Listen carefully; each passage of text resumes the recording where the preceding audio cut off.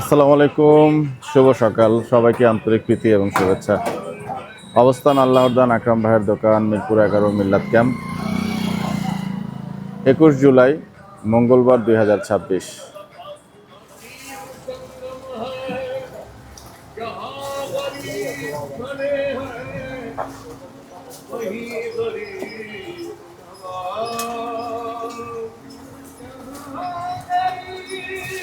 ঠান্ডা কম बना लो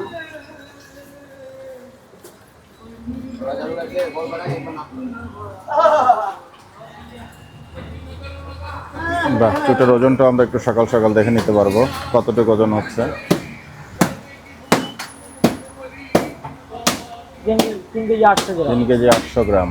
বাহ,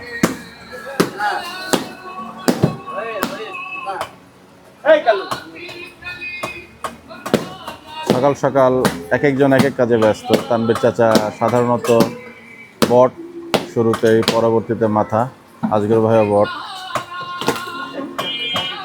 কামেলাতে সাধারণত নাসিম ভাই, কাল্লু ভাই এবং ওনাদের অ্যাবসেন্সে নাসির ভাই। মুকিম ভাই এখন পর্যন্ত আসেনি।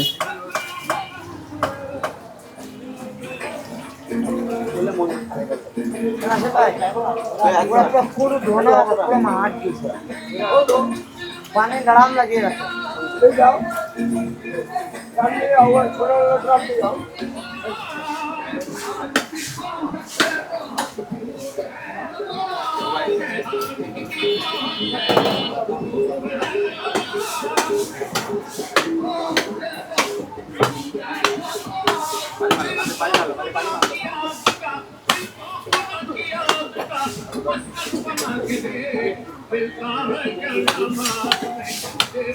আমরা হাত টান ছুটানোর পদ্ধতিটা দেখছি। সামনের যে রান সেটা কিভাবে ছুটানো হচ্ছে।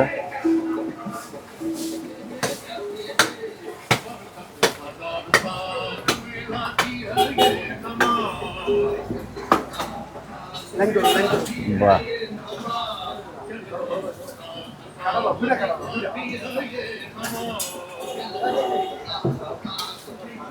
ছুটে গেল হাত টান।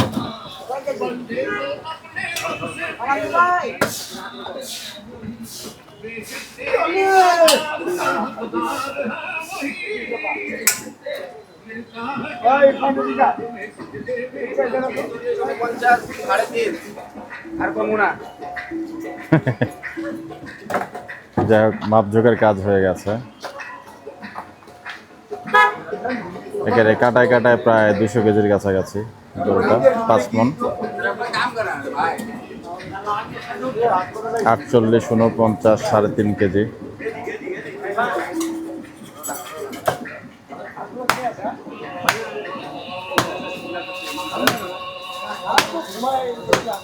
এটা মাপা হয়ে গেছে? এটা মাপা হয়ে গেছে? ওকে।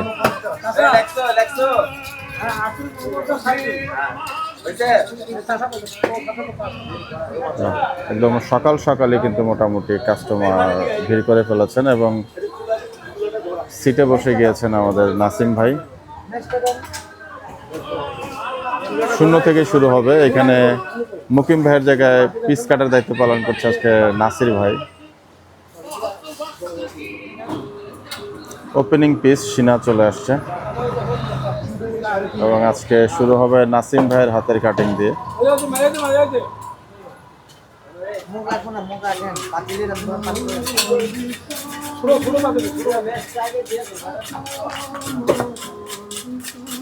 একদম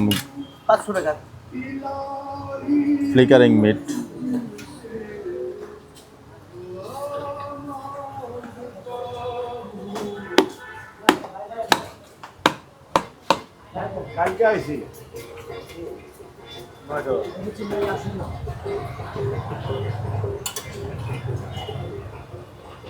আল্লাহ চালু করেন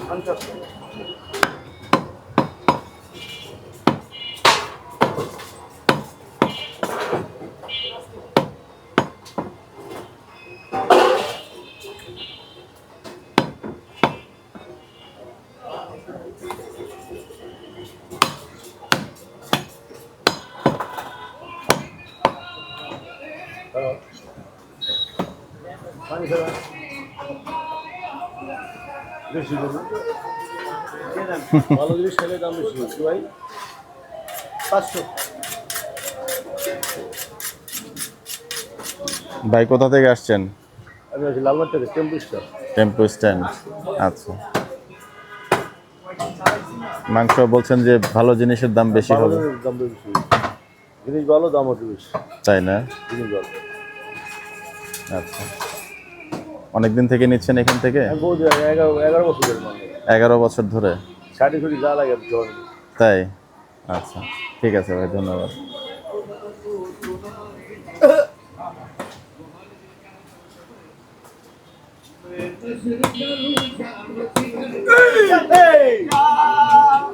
সকাল সকাল কাওয়ালি উৎসব চলছে সবার।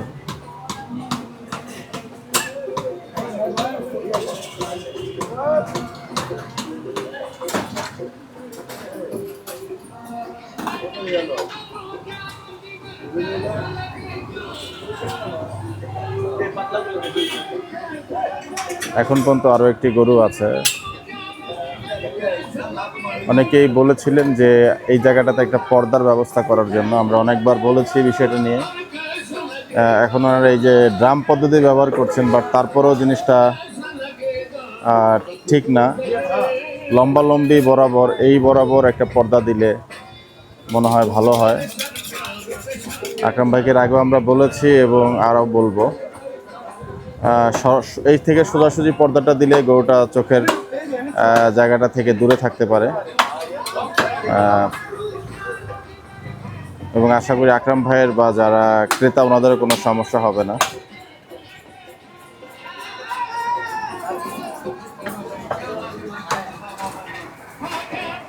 আজকে মূলত যেহেতু আকরাম ভাই এখন পর্যন্ত আসেননি, আমরা মিট পিস কাটিংটাই মূলত দেখাবো আপনাদেরকে। মুকিম ভাই মনে আজকে আসবেন না নাকি? শরীর খারাপ, জ্বর আসছে? আচ্ছা,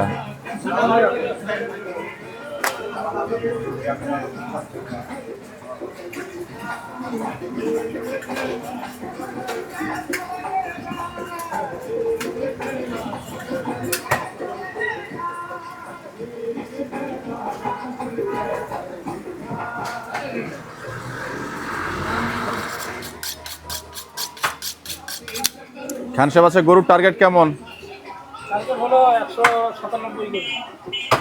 না, ওই যে আপনার গরু কি আরো হবে সেটা জিজ্ঞেস করেছি।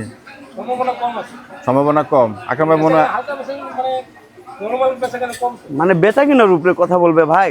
বেচা কিনাটা হইলে মনে করেন টপ করে একটা ছোট মাল আছে ওটা। জি জি জি। ও, হোটেল হয়ে গেলে আরেকটা ফেলে দিবেন? জি। আকরাম ভাই তো মনে আজকেও আসবে না দোকানে নাকি? সম্ভাবনা কম মনে হচ্ছে। ও আচ্ছা আচ্ছা, তাই না? আচ্ছা, ঠিক আছে।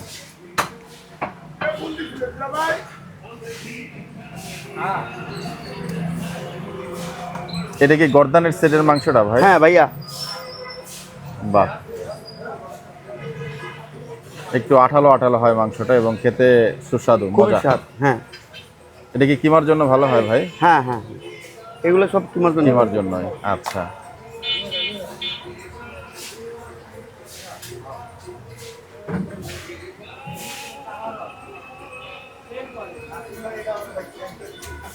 নাসিম ভাই কি গরুর লেজ খান না?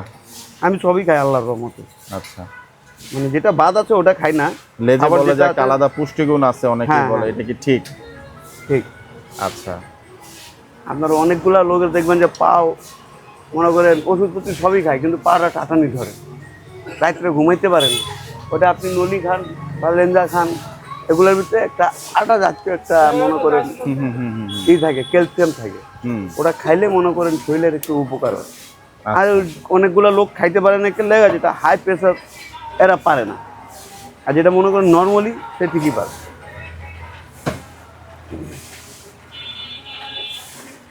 এখন যেন আমার প্রেশারও হয়, আবার আমার পায়েরও সমস্যা, সেক্ষেত্রে করণীয় কি? মানে ননিলা খেয়ে ওই পা খেলে, লেজ খেলে হবে?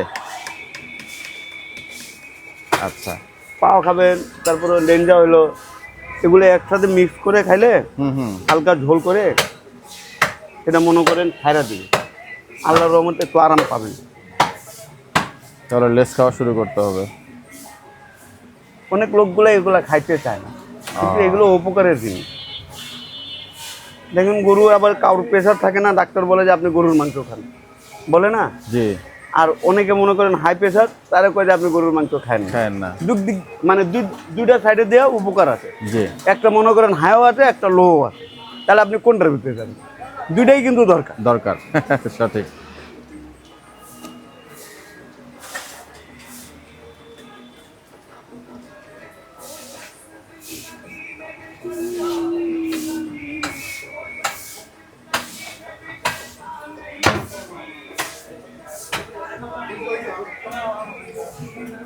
নাসিম ভাইয়ের কাছ থেকে কাজ শিখছে এরকম ট্রেন্ড যারা কামেলা করেন আছে কিনা? নাসিম ভাইয়ের হাতে ট্রেনিং নেওয়া।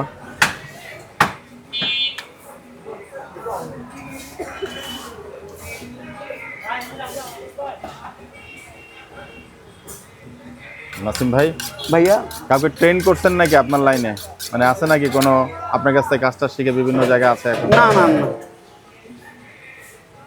আচ্ছা।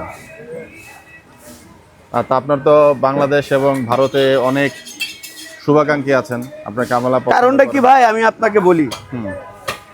আমরা যখন ছোটবেলায় কাজগুলো শিখেছি না, জি। তখন ওস্তাদ আমাদেরকে গাইল দিছে, ওস্তাদ আমাদেরকে অনেক মারছে। এমনও আছে মনে করেন যে পায়ে ফেলা মাইরা দিছে, পায়ের ভিতরে দেখবেন যে এই জায়গা রড থাকে, লোহা থাকে না, জি। সে লোহাটা হাতে ঢুকে গেছে, পাটা ঠেকেতে যায়। ছোটবেলার কথা বলতেছি। আচ্ছা। তাহলে যে কোনো কাজে মনে করেন মার নাই, সে কাজ নাই, শেখা হয় না। আপনার কাজে ফিনিশনও আসবে না, আর প্লাস আপনি কাজেও শিখতে পারবেন না, আপনাকে যদি শাসন যদি না করে। আর এখনকার ছেলেপেলে যদি মনে করেন কাজ শিখে বা ওরা দুটা চর মারবেন, ওই বলবে কি আমি মা আর বাবাকে ডাইকা নিয়ে আসতে যে তুই আমাকে মারলি কেন লেগা। মানুষের মেধা কদ্দূর পর্যন্ত যায় দেখেন, ওকে যে মারছে ওরে ভালোর লেগেই মারছে, জি। ওরে বকা দিছে ওর ভালোর জন্য দিছে, নেক্সটে ওই জিনিসটা ভালো হবে। কিন্তু এখন দেখেন চলে আসে মারামারি, আমার ছেলেকে কেন মারলেন, এইগুলা শুনে মনে করেন না বাবা, মাপও চাই দোয়াও চাই। এজন্য কেউ যদি কয় ভাই আমি কাজ শিখবো আপনার দ্বারা, আমি কই না আমি পারি না। মানুষের রাগের মাথায় অনেক কিছু বইলা দেয়, জি। রাগের মাথায় অনেক কিছু হয়, কিন্তু এমন পরে পরে মনে করেন ওস্তাদ কি মারবে, ওস্তাদে মাইরা হয়ে গেছে।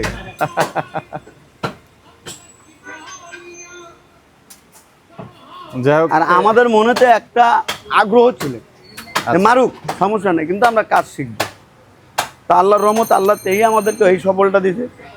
আর মনে করেন এখন আপনি যদি আদরের মাধ্যমে যদি ওরা কাজ শিখান, জি। তাহলে এটা কিন্তু পারবে না, হবে না। অনেক সময় লেগে যাবে। ওই আপনি আদর করতেছেন, আর এটাই মনে করেন ধমকায়া যদি রাখেন, তাহলে ওর একটু আগ্রহ থাকবে জিনিসের ভিতরে।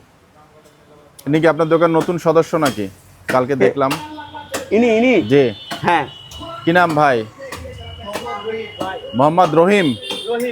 রোহিত। রোহিত শর্মা। রোহিত না, মোহাম্মদ রোহিত। আগেও কাজ করছেন? আগে এখানে দেখছি আমি। আচ্ছা, আগে কোথায় কাজ করছেন? ও আচ্ছা আচ্ছা, যাক ভালো। এই মাসে জয়েন করলেন? চমৎকার। আর আমাদের ভোলু মামা তো রাগ করে চলে গেল। শুনলাম ওদিন 500 টাকা মিস হইলো। 500 টাকা পাইছিল এদিন। নাসির ভাই পেয়ে গেছে। হ্যাঁ, আচ্ছা।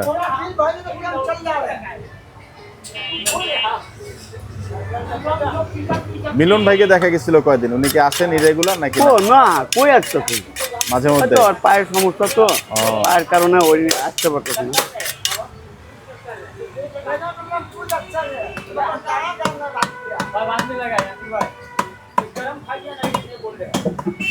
নাসিম ভাই, এই যে মাংসটা ফ্লিকার করা জবাইয়ের পরে, এটা কোনো বৈজ্ঞানিক ব্যাখ্যা বা আপনারা কি কোনো কিছু জানেন কিনা এই বিষয়ে? এই যে মাংসটা যে নাচে জবাইয়ের পরে, এটা তো একটা সাইন্টিফিক ব্যাখ্যা আছে, বাট তবু আপনারা হ্যাঁ, কোনোভাবে এটা ঠিক। ব্যাখ্যা করেন কিনা কেন এটা হয়?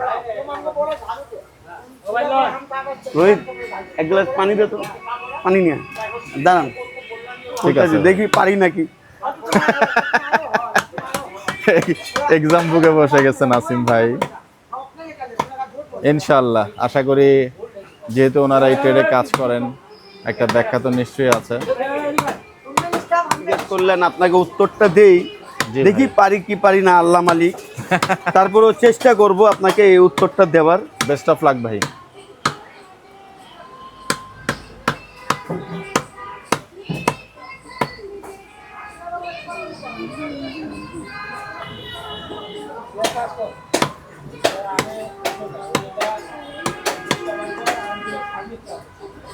আমরা জিজ্ঞেস করেছিলাম নাসিম ভাইকে, এই যে মাংস কাটার পরে যে ফ্লিকারিংটা হয়, এটা তো ডেফিনেটলি সায়েন্টিফিক একটা ব্যাখ্যা আছে। যারা জানেন তারাও একটু জানাবেন। সবার মতামত আশা করছি, এবং নাসিম ভাই দেখেন, জানাবেন। জিনিসটা হলো কি ভাই, সায়েন্টিস্ট বা বৈজ্ঞানিক এগুলা তো নিয়ে আমি কোনো কথা ঠিক মতন বলতে পারবো না, যেহেতু ওনারা অনেক উঁচু লেভেলের মানুষ। জি তো আমার কথা হলো, মানে আমার ছোট মেধা দিয়ে কথাটা বলছি, যেমনি এই জিনিসটা যে লাফাচ্ছে, জি। লাফাচ্ছে না, জি। এটার ভিতরে যে মনে করেন যে রগগুলো যে থাকে না, হুম। সেগুলো তো শুকাতে একটু সময় লাগে।